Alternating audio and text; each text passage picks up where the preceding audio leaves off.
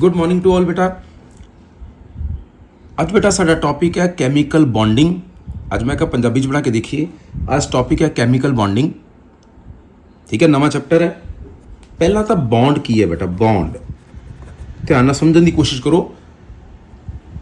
पानी का formula H2O है। अपने मन सोचो, पानी का फार्मूला H2O, कार्बन डाइऑक्साइड का फार्मूला CO2।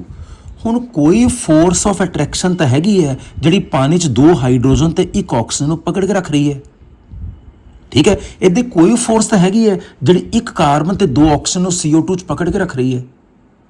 तुसी अपने घर पेरेंट्स नाल भैन भरा रहंदे हैं, चले क्यों नहीं चाहते? कोई फोर्स तो हैगी जी तुहानूं इकट्ठे रख रही है। वो फोर्स नूं कहीदा बॉन्ड। तुहाडा अपने घर दे नाल बॉन्ड है, इहदी हाइड्रोजन तो ऑक्सीजन का आपस बॉन्ड है। वो फोर्स ऑफ अट्रैक्शन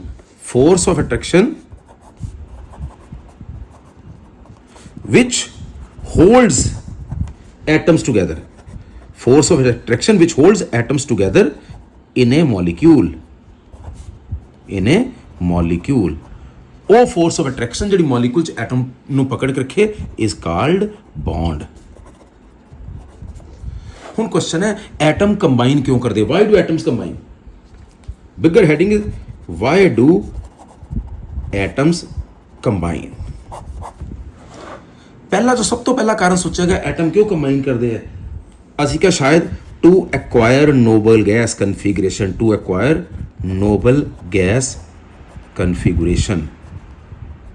क्योंकि सानू पता सी दुनिया सब तो स्टेबल नोबल गैसेज है। और नोबल गैस की इनू ऑक्टेट रूल भी कहते बेटा, ऑक्टेट रूल।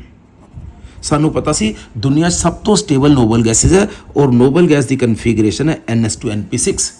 सानू पता सी दुनिया सब तो स्टेबल नोबल गैसेज है, नोबल गैस की कन्फिगरेशन है NH2NP6 एक्सेप्ट हीलियम जी 1s2 है। सो नोबल गैस की कन्फिगरेशन है NH2NP6, यानी नोबल गैस के वैलेंस शेल च 8 इलैक्ट्रॉन है। सो असी सोचा जिदे भी वैलेंस शेल च 8 इलैक्ट्रॉन पूरे हो जाएंगे वो नोबल गैस की तरह स्टेबल हो जाएगा, ठीक है। हर कोई दुनिया स्टेबल होना चाहता, इस करके हर कोई कोशिश करता है कि मेरे भी वैलेंस शेल च नोबल गैस की तरह 8 इलैक्ट्रॉन आ जान। सो हर कोई कोशिश करता मेरे भी वैलेंस शेल च 8 इलैक्ट्रॉन आ जान। इस रूल नूं कहंदे ऑक्टेट रूल। सो पहला कारण है to acquire noble gas configuration. दुनिया सब तो स्टेबल नोबल गैस सी बेटा, दोबारा सुन लो, दुनिया सब तो stable noble gas C. Noble gas की कन्फिगरेशन सी NH2NP6, यानी नोबल गैस के वैलेंस शेल च 8 इलैक्ट्रॉन है। सो इन्हां दे वैलेंस शेल च 8 इलैक्ट्रॉन है, ये स्टेबल है। सो असीं सोचा जिहदे वैलेंस शेल च 8 इलैक्ट्रॉन होंगे वो स्टेबल होएगा। सो हर कोई कोशिश करता है किसी तरह लैके या दे के या शेयर करके मेरे वैलेंस शेल च 8 इलैक्ट्रॉन आ जान, अपने वैलेंस शेल च 8 इलैक्ट्रॉन पूरे करना, दैट इज ऑक्टेट रूल। सो हर कोई चाहता सी मेरा ऑक्टेट कंप्लीट हो जाए, हर कोई स्टेबल होना चाहता है। हाँ, जो छोटा हाइड्रोजन वगैरह एलिमेंट है वो ऑक्टेट नहीं, वो डुप्लेट कंप्लीट करेगा, क्योंकि एक नोबल गैस 1s2 भी है। पर मैं फिर कह रहा नोबल गैसेज के वैलेंस शेल च 8 इलैक्ट्रॉन सीगे। सो जो वैलेंस शेल च 8 इलैक्ट्रॉन हो जान वो सबस्टेंस स्टेबल हो जाती है। सो हर एलीमेंट चाहता सी मेरे वैलेंस शेल च किसी ना किसी तरह 8 इलैक्ट्रॉन पूरे हो जान। इस करके 8 इलैक्ट्रॉन पूरे करने लिए या इलैक्ट्रॉन दे दिंदा सी या ले लैंदा सी या शेयर कर लैंदा सीगा। सो ये 8 इलैक्ट्रॉन पूरे करने की कोशिश ही ऑक्टेट रूल है। सो असी क्या शायद ऑक्टेट रूल या नोबल गैस कन्फिगरेशन एक्वायर करना ही एटम के कंबीनेशन का कारण है। एटम क्यों कंबाइन कर रहे हैं? ताकि वो नोबल गैस कन्फिगरेशन एक्वायर कर लें।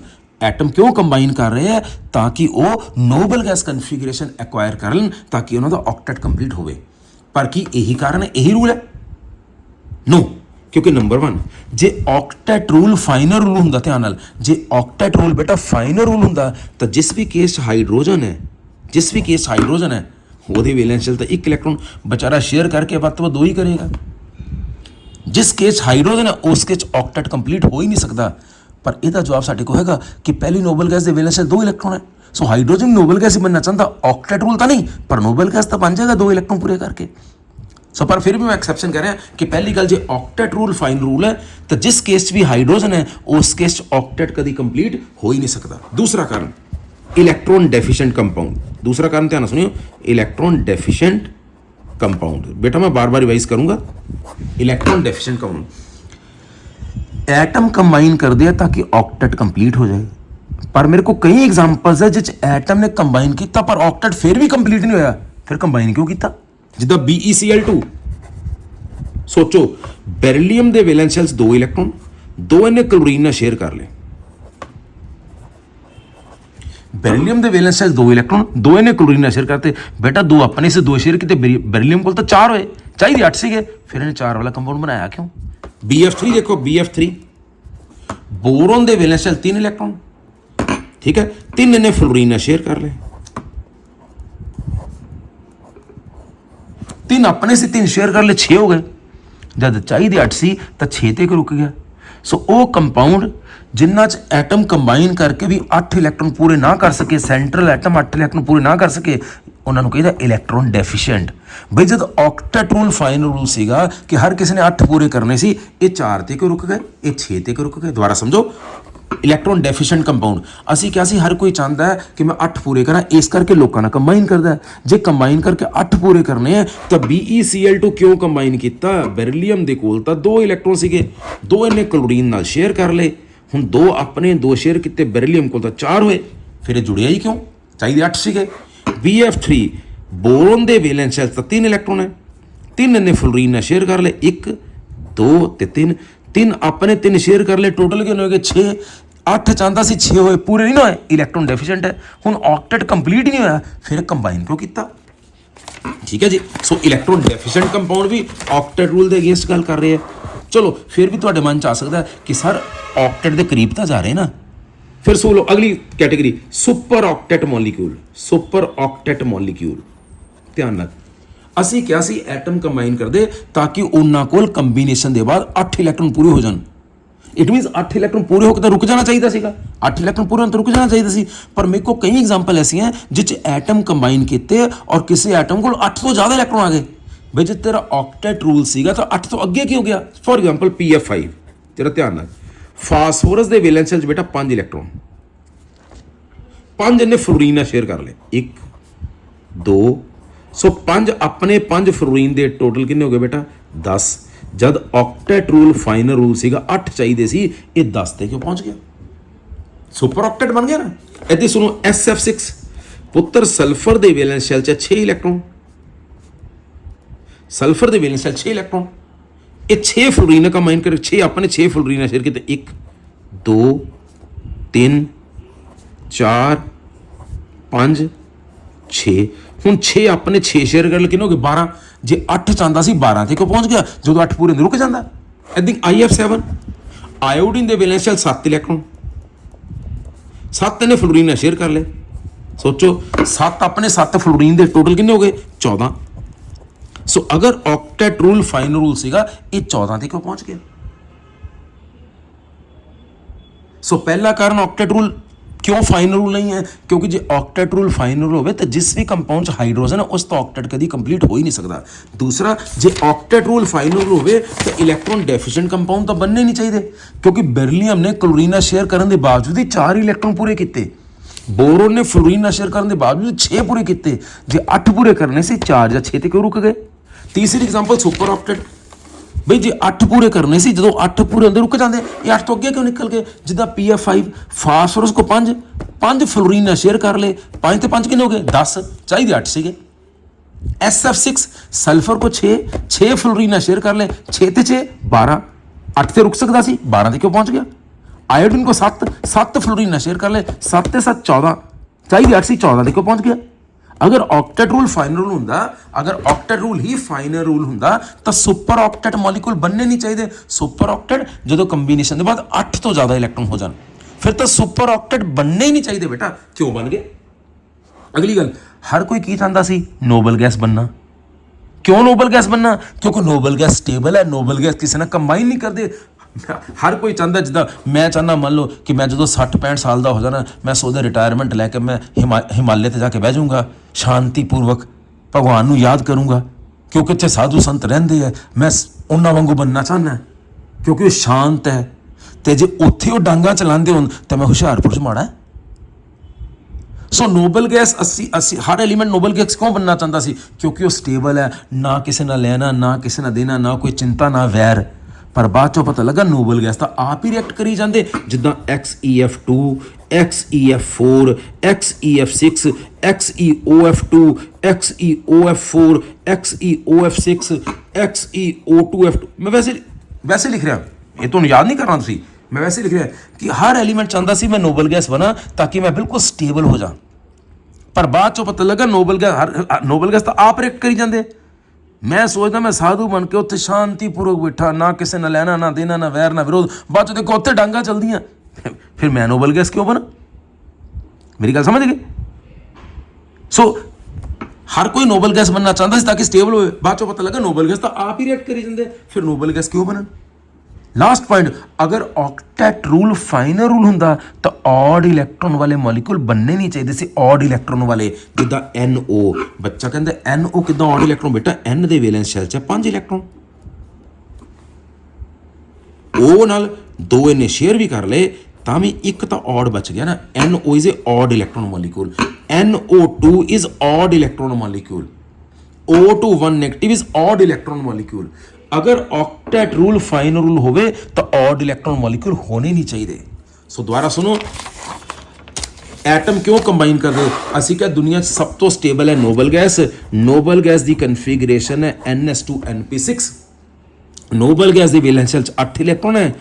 सो जिहदे वैलेंस शैल 8 इलैक्ट्रॉन वो स्टेबल, इस करके हर एटम चाहता है कि लैके दे के या शेयर करके मेरे वैलेंस शैल 8 इलैक्ट्रॉन हो जाए ताकि मैं भी स्टेबल हो जाऊँ। इस रूल को कहीदा ऑक्टेट रूल। पर कि ये फाइन रूल है? नहीं, क्योंकि जे ऑक्टेट रूल फाइनल रूल है तो जिस केस भी हाइड्रोजन है उत्थे ऑक्टेट कभी भी कंप्लीट नहीं हो सकता।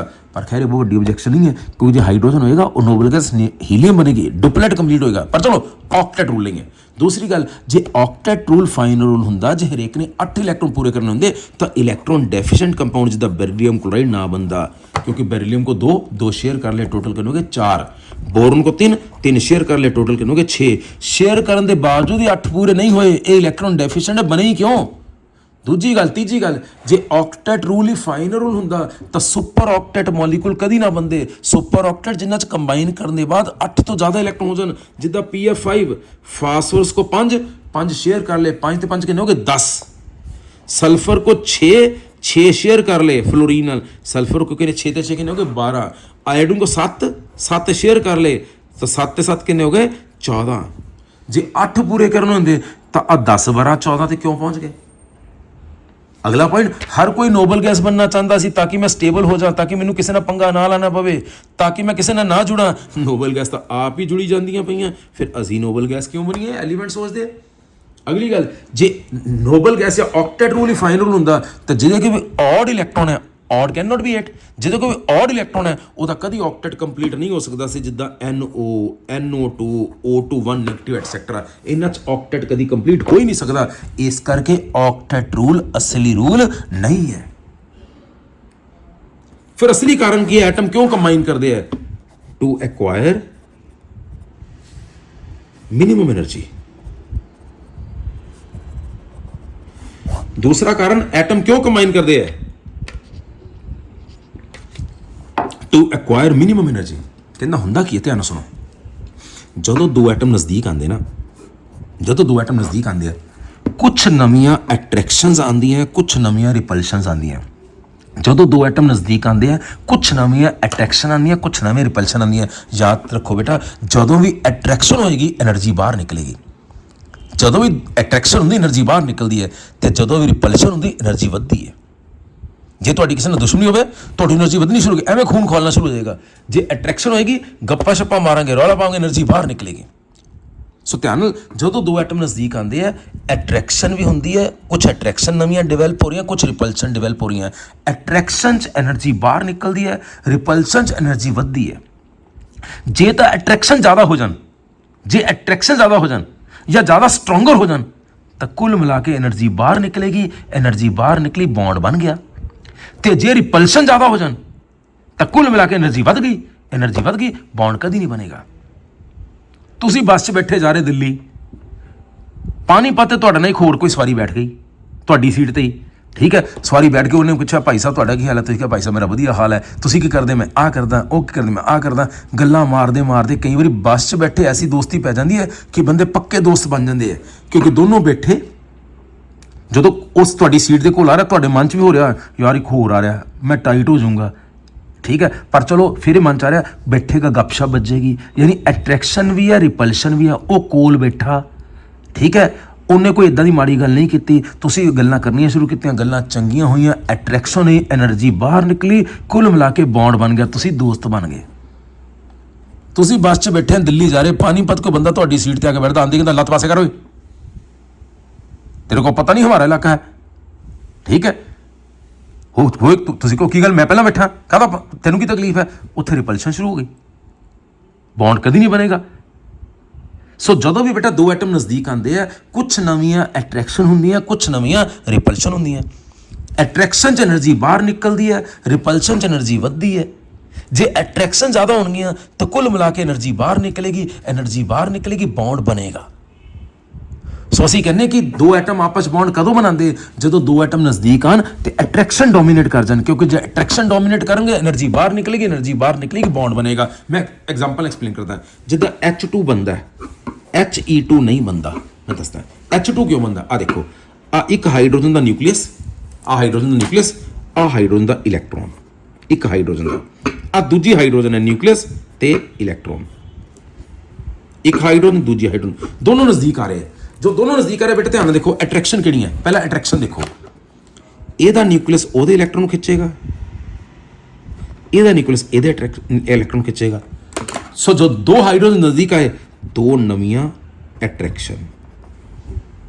ਹੁਣ ਫਿਰ ਦੇਖੋ, ਦੋ ਹਾਈਡਰੋਜਨ ਨਜ਼ਦੀਕ ਆ ਰਹੇ, ਹੁਣ ਰਿਪਲਸ਼ਨ ਵੀ ਨਾਲ ਦੇਖੋ, ਨਾਲ ਨਾਲ ਦੋਨੋਂ ਆ ਲਓ, ਆ ਇੱਕ ਹਾਈਡਰੋਜਨ ਇੱਕੋ ਟਾਈਮ ਤੇ ਹੋ ਰਿਹਾ, ਦੋ ਹਾਈਡਰੋਜਨ ਨਜ਼ਦੀਕ ਆਏ, ਦੋ ਮੈਂ ਅਟਰੈਕਸ਼ਨ ਅਲੱਗ ਡਾਇਗਰਾਮ ਤੇ ਸ਼ੋ ਕਰਤੀਆਂ, ਹੁਣ ਮੈਂ ਰਿਪਲਸ਼ਨ ਸ਼ੋ ਕਰੂੰਗਾ।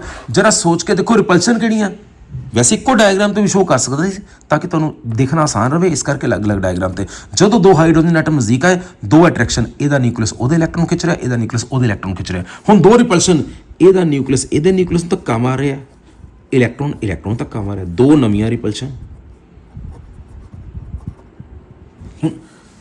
ਹੁਣ ਜਦੋਂ ਹਾਈਡਰੋਜਨ ਨਜ਼ਦੀਕ ਆਉਂਦੇ ਆ, ਅਟਰੈਕਸ਼ਨ ਵੀ ਦੋ ਹੈ, ਰਿਪਲਸ਼ਨ ਵੀ ਦੋ ਹੈ, ਠੀਕ ਹੈ, ਪਰ ਅਟਰੈਕਸ਼ਨ ਸਟਰੋਂਗ ਹੈ। ਬੱਚਾ ਕਹਿੰਦਾ ਤੁਹਾਨੂੰ ਕਿੱਦਾਂ ਪਤਾ ਅਟਰੈਕਸ਼ਨ ਸਟਰੋਂਗ ਹੈ, ਕਿਉਂਕਿ H2 ਐਗਜ਼ਿਸਟ ਕਰਦਾ ਪਿਆ। ਸੋ ਜਦੋਂ ਦੋ ਹਾਈਡਰੋਜਨ ਐਟਮ ਨਜ਼ਦੀਕ ਆਏ, ਦੋ ਨਵੀਆਂ ਅਟਰੈਕਸ਼ਨ ਆਈਆਂ, ਦੋ ਨਵੀਆਂ ਰਿਪਲਸ਼ਨ ਆਈਆਂ, ਪਰ ਕਿਉਂਕਿ ਅਟਰੈਕਸ਼ਨ ਸਟਰੋਂਗ ਸੀਗੀਆਂ, ਕੁੱਲ ਮਿਲਾ ਕੇ ਐਨਰਜੀ ਬਾਹਰ ਨਿਕਲੀ, ਬੌਂਡ ਬਣ ਗਿਆ। ਮੈਂ ਡਾਇਗਰਾਮ, ਐਨਰਜੀ ਡਾਇਗਰਾਮ ਵੀ ਪ੍ਰੂਵ ਕਰ ਸਕਦਾ।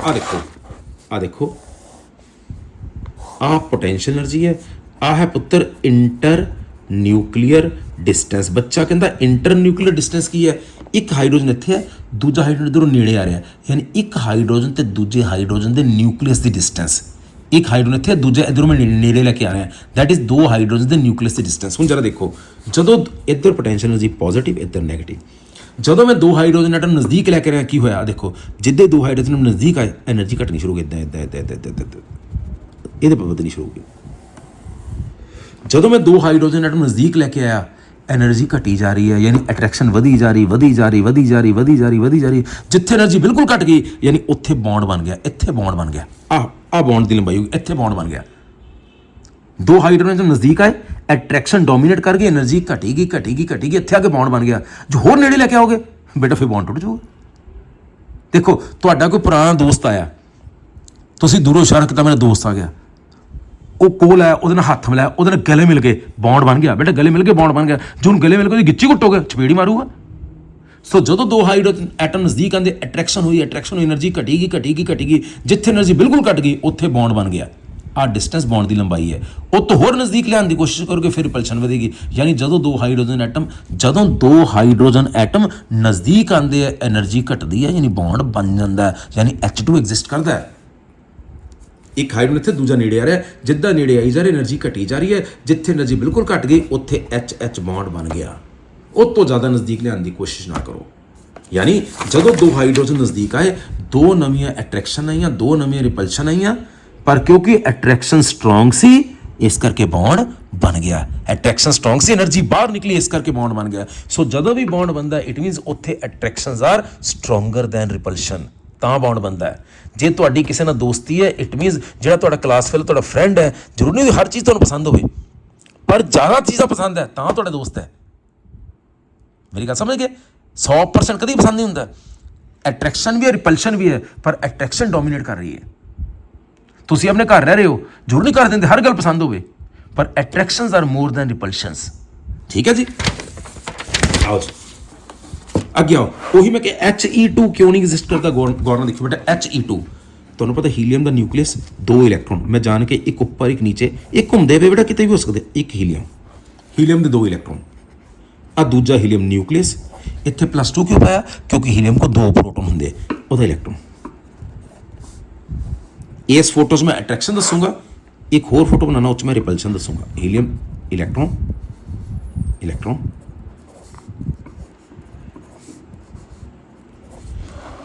पहला अट्रैक्शन सोचो, आ 2 हीलियम नज़दीक है, अट्रैक्शन किहड़ी है, ਇਹਦਾ ਨਿਊਕਲੀਅਸ ਇਸ ਇਲੈਕਟ੍ਰੋਨ ਵੀ ਖਿੱਚੇਗਾ, ਇਹਨੂੰ ਵੀ ਖਿੱਚੇਗਾ, ਠੀਕ ਹੈ ਪੁੱਤਰ। ਇਹਦੀ ਆ ਨਿਊਕਲੀਅਸ ਇਹਨੂੰ ਵੀ ਖਿੱਚੂਗਾ ਤੇ ਇਹਨੂੰ ਵੀ। ਜਰਾ ਸੋਚ ਕੇ ਦੇਖੋ, ਆ ਨਿਊਕਲੀਅਸ ਉਹਦੇ ਦੋਨੋਂ ਇਲੈਕਟ੍ਰੋਨ ਖਿੱਚੇਗਾ, ਆ ਨਿਊਕਲੀਅਸ ਇਹਦੇ ਦੋਨੋਂ ਇਲੈਕਟ੍ਰੋਨ ਖਿੱਚੇਗਾ। ਕਿੰਨੀਆਂ ਨਵੀਆਂ attraction, 4 new attraction.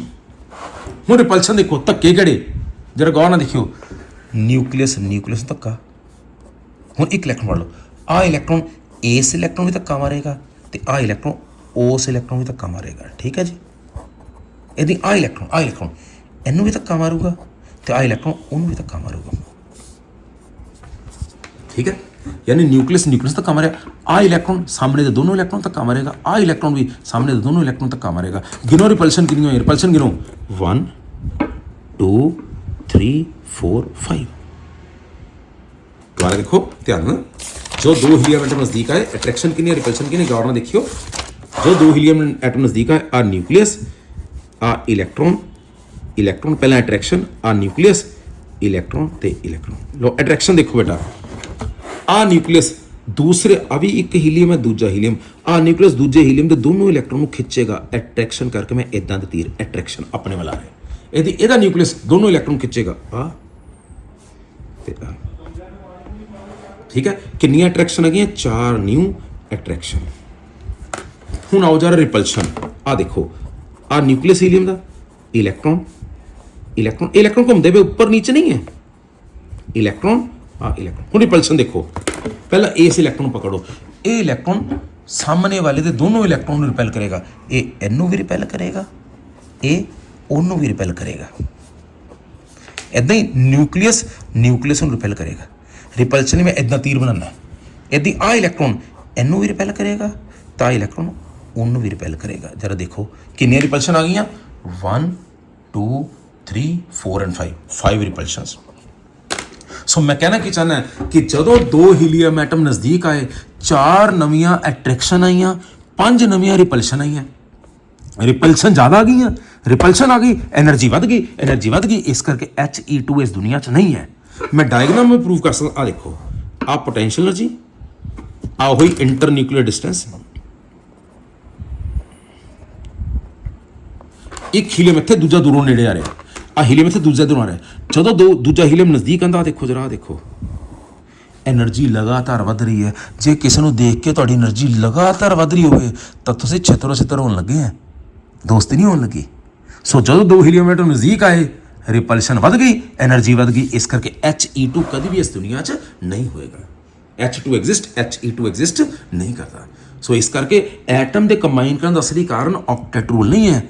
Octet rule होवे या ना होवे, जदों 2 एटम नज़दीक आ जान, अगर अट्रैक्शन डोमिनेट कर जाएंगे, एनर्जी बाहर निकलेगी, बॉन्ड बन जाएगा।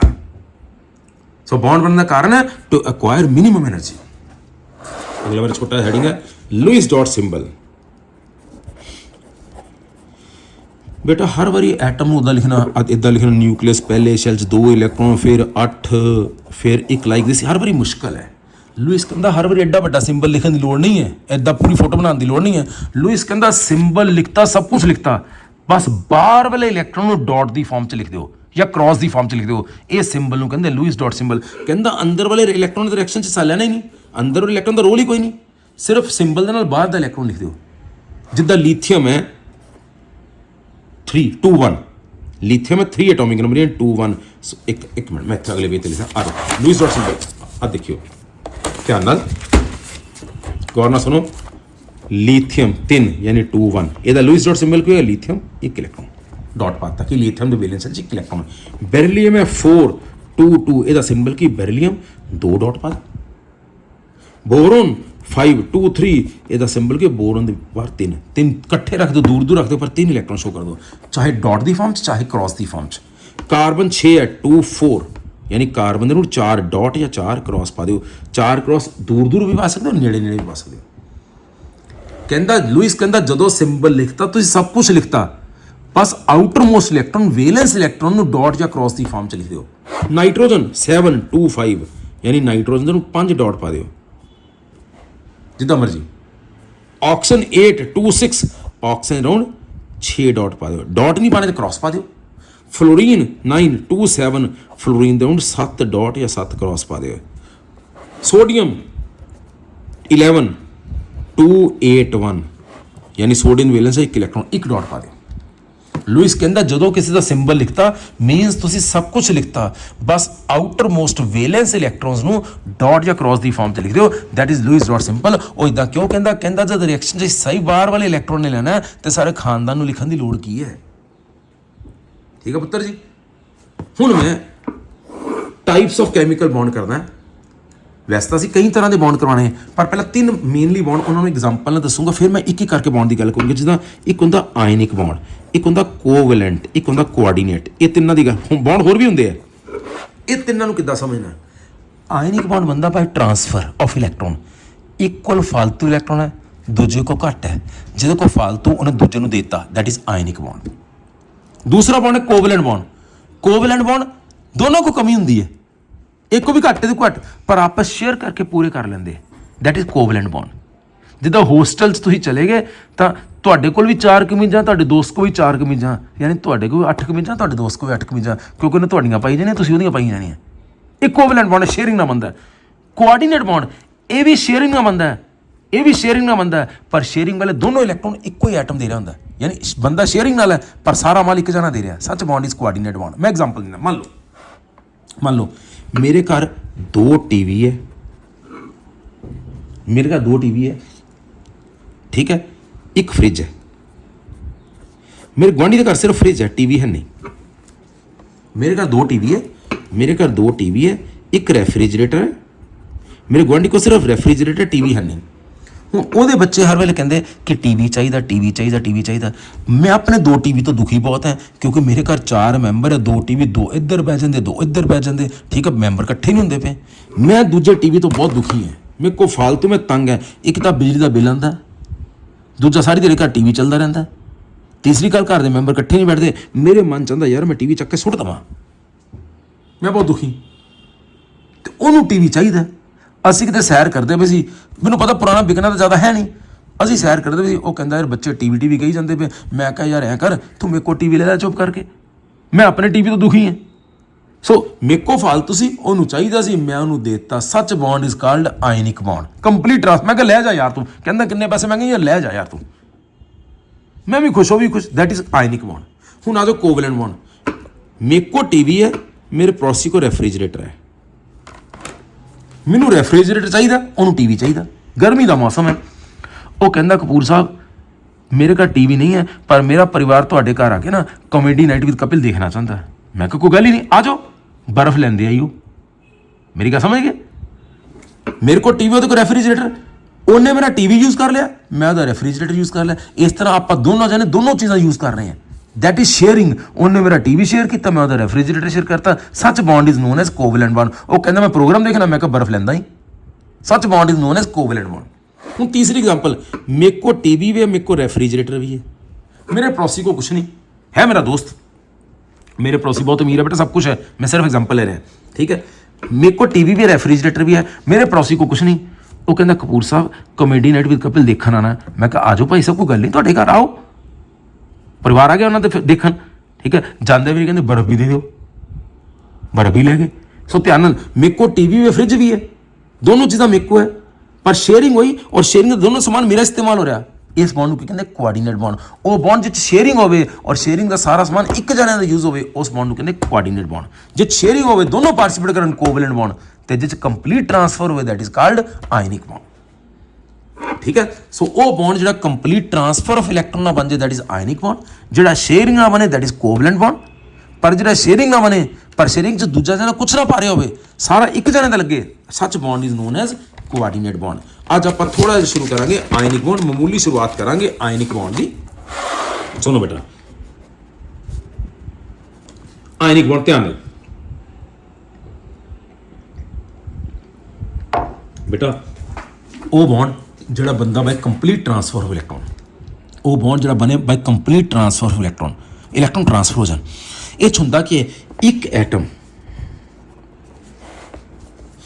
बाय लूजिंग वन और मोर इलैक्ट्रॉन में कार नोबल गैस कन्फिगरेशन, जिदा सोडियम 281 है, एक इलैक्ट्रॉन लूज करके नोबल गैस बन सकता। मैं दोबारा बोलना थोड़ा तेज बोल गया। आयनिक बॉन्ड बनता है बाय कंप्लीट ट्रांसफर ऑफ इलैक्ट्रॉन्स, एक जना इलैक्ट्रॉन देंदा दूजा इलैक्ट्रॉन लैंदा। ये हुंदा कि एक एटम ऐसा है जिहड़ा एक या दो इलैक्ट्रॉन दे के नोबल गैस बन सकता, वो झट इलैक्ट्रॉन देना चाहता है। जिदा सोडियम के वैलेंस है एक इलैक्ट्रॉन, ये चाहता इलैक्ट्रॉन चला जाए।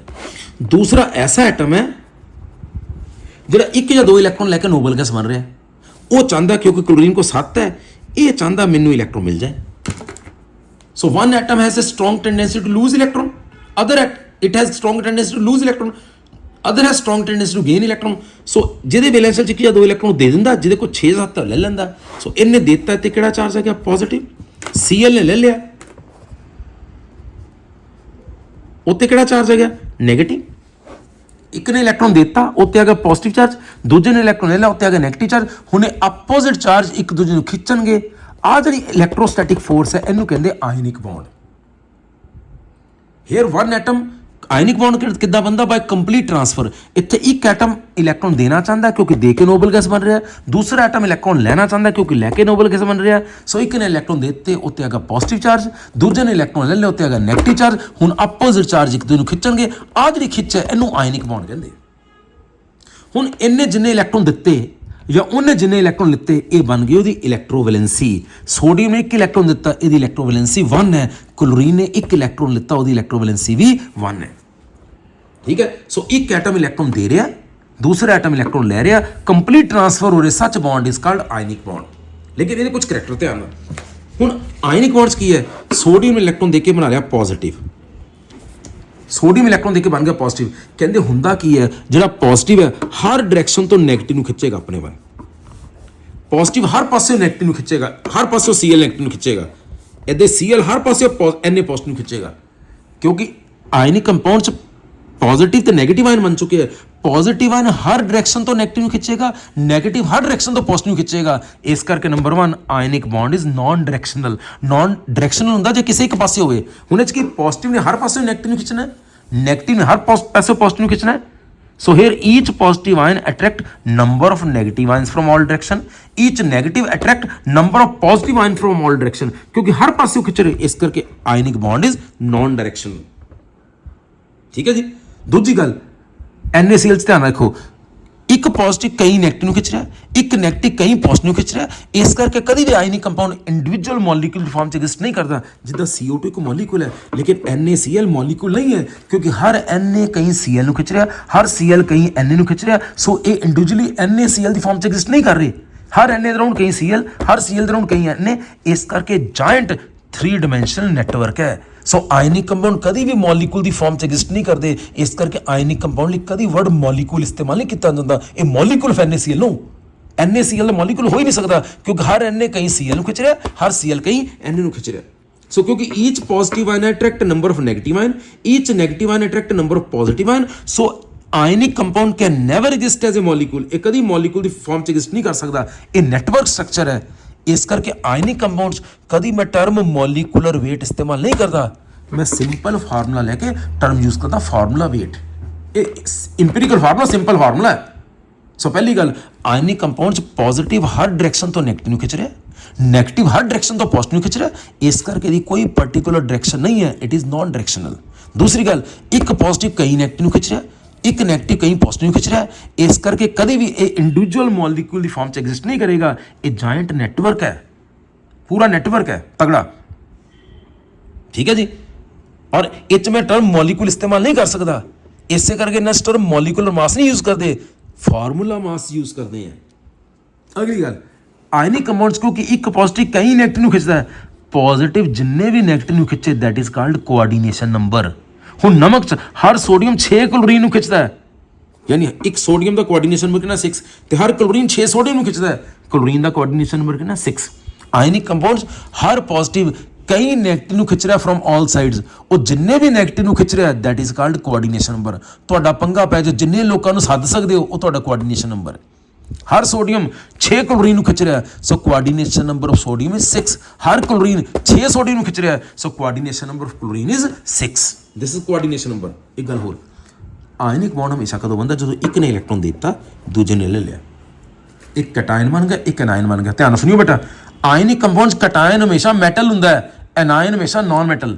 ਆਇਨਿਕ ਕੰਪਾਊਂਡਸ ਕਟਾਇਨ ਹਮੇਸ਼ਾ ਮੈਟਲ ਹੁੰਦਾ, ਐਨਾਇਨ ਹਮੇਸ਼ਾ ਨॉन ਮੈਟਲ। ਪਰ ਧਿਆਨ ਰੱਖਿਓ, ਅਮੋਨੀਅਮ ਇਕਲੌਤੀ ਨॉन ਮੈਟਲ ਕਟਾਇਨ ਹੈ ਜਿਹੜੀ ਆਇਨਿਕ ਬੌਂਡ ਬਣਾਉਂਦੀ ਹੈ। ਨਹੀਂ ਤਾਂ ਆਇਨਿਕ ਬੌਂਡ 'ਚ ਪੋਜ਼ਿਟਿਵ ਚਾਰਜ ਹਮੇਸ਼ਾ ਮੈਟਲ ਤੇ ਹੁੰਦਾ ਹੈ, ਲੇਕਿਨ ਅਮੋਨੀਆ ਇਕਲੌਤੀ ਐਕਸੈਪਸ਼ਨ ਹੈ ਜਿਸ 'ਚ ਨॉन ਮੈਟਲ ਤੇ ਪੋਜ਼ਿਟਿਵ ਚਾਰਜ ਹੈ ਔਰ ਫਿਰ ਵੀ ਆਇਨਿਕ ਬੌਂਡ ਬਣਦਾ, ਜਿੱਦਾਂ NH4Cl, NH positive Cl negative, ਦੋਨਾਂ 'ਚ ਆਇਨਿਕ ਬੌਂਡ।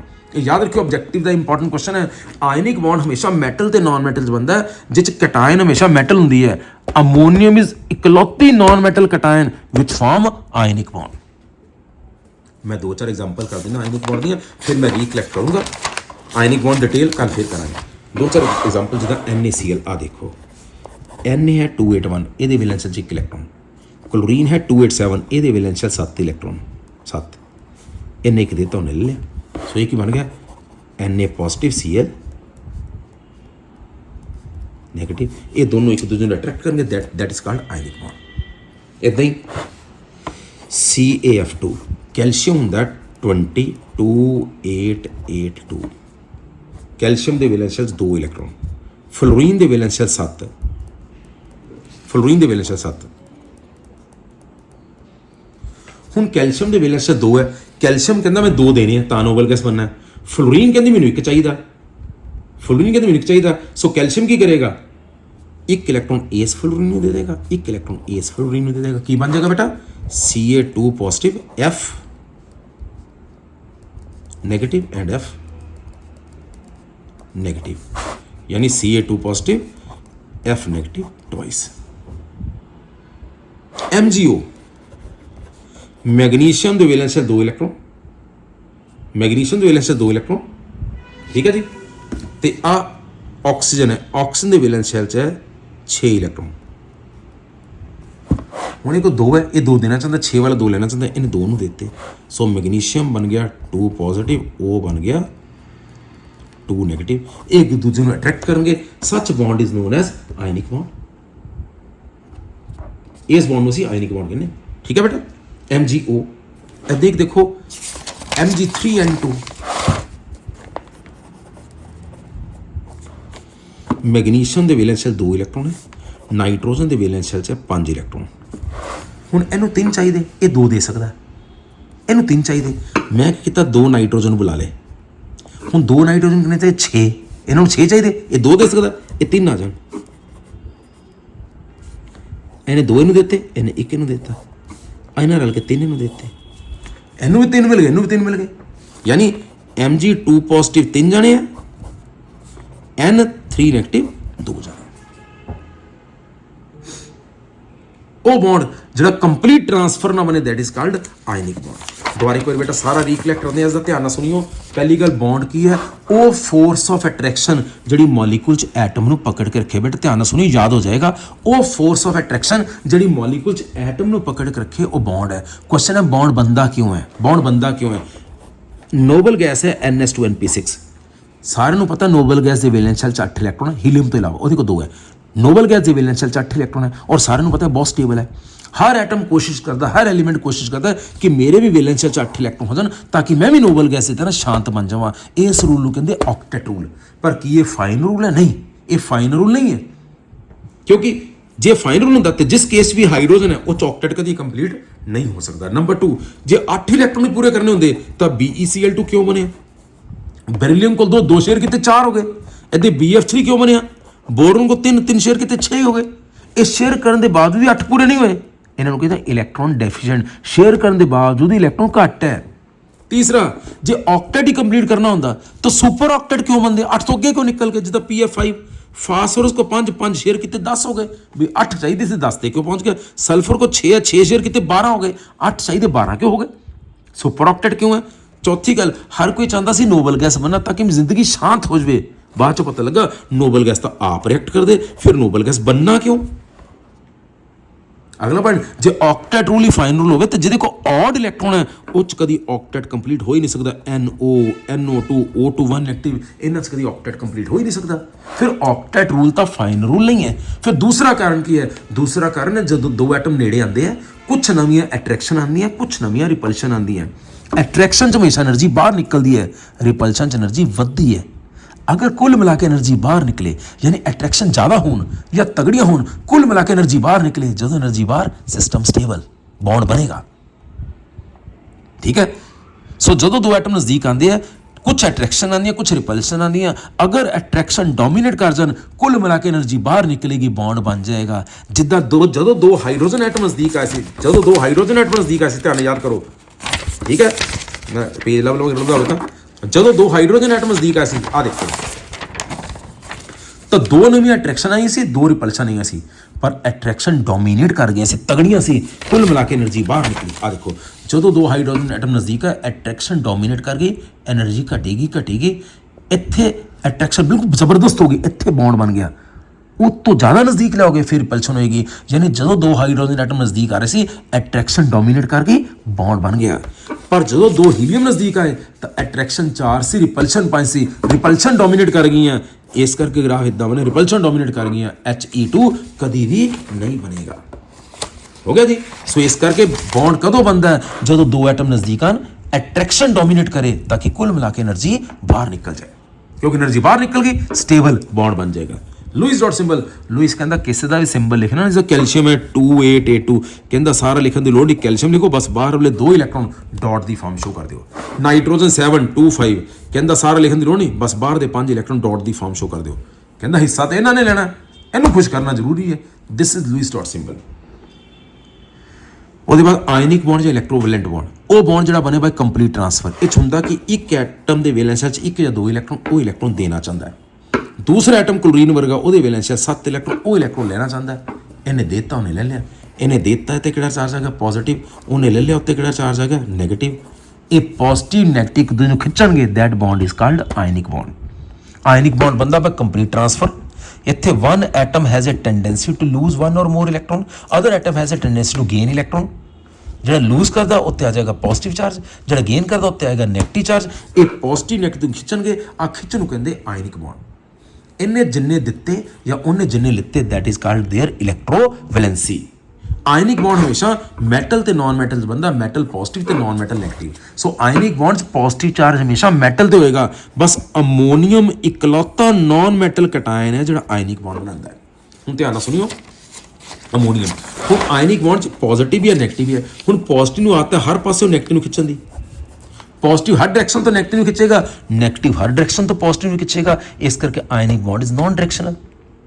अगली गल, आयनिक बॉन्ड्स पॉजिटिव कई नेगेटिव खिंच रहा, नैगेटिव कई पॉजिटिव खिंच रहा, हर सोडियम कई क्लोरीन खिंच रहा, हर क्लोरीन कई सोडियम खिंच रहा। इस करके NaCl एक मॉलिक्यूल की फॉर्म से एग्जिस्ट नहीं करता, हर Na दे राउंड KCl, हर Cl दे राउंड कई Na है। इस करके एग्रीगेट गुच्छे की फॉर्म से एग्जिस्ट करता है। इस करके ये कहना कि मॉलिक्यूल ऑफ NaCl गलत है या मॉलिक्यूलर मास वर्ड यूज करना गलत है, इतने फार्मूला मास यूज करते हैं। एक पॉजिटिव जिन्ने भी नैगेटिव खिंचता है या एक नैगेटिव जिन्ने भी पॉजिटिव खिंचता उन्होंने कहता कोआर्डिनेशन नंबर। जिदा हर सोडियम 6 क्लोरीन खिंचता है, सोडियम का कोआर्डिनेशन नंबर 6, हर क्लोरीन 6 सोडियम खिंचता है, क्लोरीन का कोआर्डिनेशन नंबर इज 6। ठीक है जी। फिर मैं कुछ एग्जांपल कीतियां सी। अज लई इन्ना ही, कल आयनिक बॉन्ड के कुछ करैक्टर करांगे, फिर कोवैलेंट बॉन्ड बारे डिस्कस करांगे। थैंक यू पुत्र जी, जो कोई डाउट होवे मैनूं मैसेज भेजा करो।